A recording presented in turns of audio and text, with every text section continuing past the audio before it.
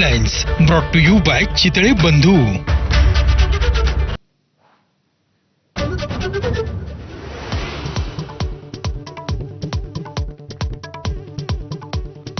हिंदी सक्ती विरोधात ठाकरे बंधू मैदानात. मनसेचा 5 जुलैला गिरगाव चौपाटीवरून मोर्चा, तर 7 तारखेला उद्धव ठाकरेंच्या उपस्थितीत मराठी समन्वय समितीचा एल्गार.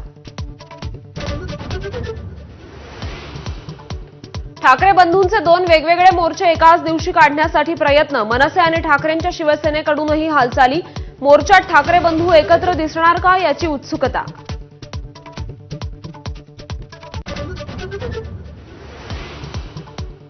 पहिल्या वर्गापासून हिंदी ठेवण्यावर सरकार ठाम, पण मौखिक स्वरूपात. शिक्षण मंत्री दादा भुसेंची माहिती.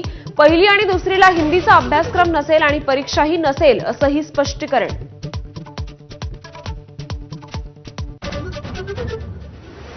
हिंदी इतर कोणत्याही भाषेच्या विरोधात नाही. गृहमंत्री अमित शहा यांचं मोठं विधान. हिंदी सक्तीच्या मुद्द्यावरून राजकारण तापलं.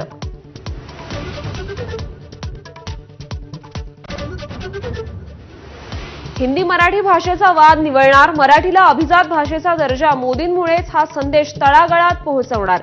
कोअर कमिटीच्या बैठकीत रणनीती ठरली. माजी आमदार झिशान सिद्दीकीच्या कार्यालयाबाहेरून दोघे ताब्यात. दोघेही झिशान यांचा पाठलाग करत असल्याची माहिती. पोलिसांना काहीही संशयास्पद आढळलं नसल्याची ही माहिती.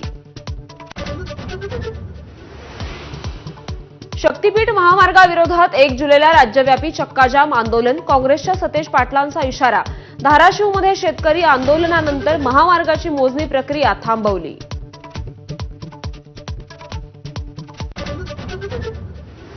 अकरावी प्रवेशाची पहिली गुणवत्ता यादी पुन्हा लांबणीवर. 30 जून रोजी यादी जाहीर होणार असल्याची शिक्षण संचालनालयाची माहिती. 12,71,000 विद्यार्थी प्रतीक्षेत.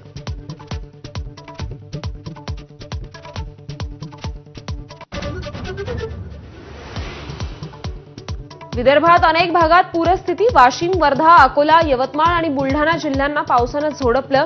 वर्धा आणि यवतमाळमध्ये वीज पडून 3घांचा मृत्यू.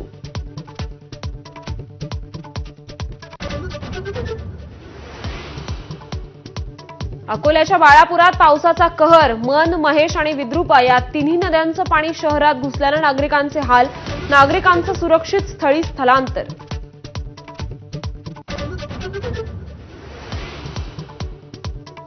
बुलढाण्यात पावसाच्या पाण्यानं समृद्धी इंटरचेंज महामार्ग ठप्प. कांचनगंगा नदीला पूर आल्यानं पाणी रस्त्यावर. वाहन चालकांना मोठा फटका.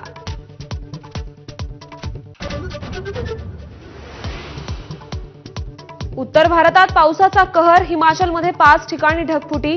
5 जणांचा मृत्यू. रुद्रप्रयागमध्ये बद्रीनाथच्या दिशेनं जाणारी बस नदीत कोसळली. बारामतीच्या काटेवाडीत तुकोबांच्या पालखीचं मेंढ्यांचं गोल रिंगण. सध्या सणसरमध्ये मुक्काम, तर माऊलींच्या पालखीचं दुपारी 2 वाजता चांदोबाच्या लिंबमध्ये उभं रिंगण.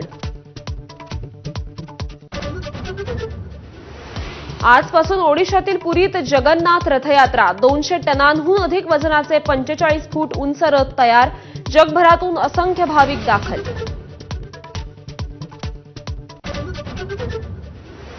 भारताचे अंतराळवीर शुभांशु शुक्ला आंतरराष्ट्रीय अंतराळ केंद्रात दाखल.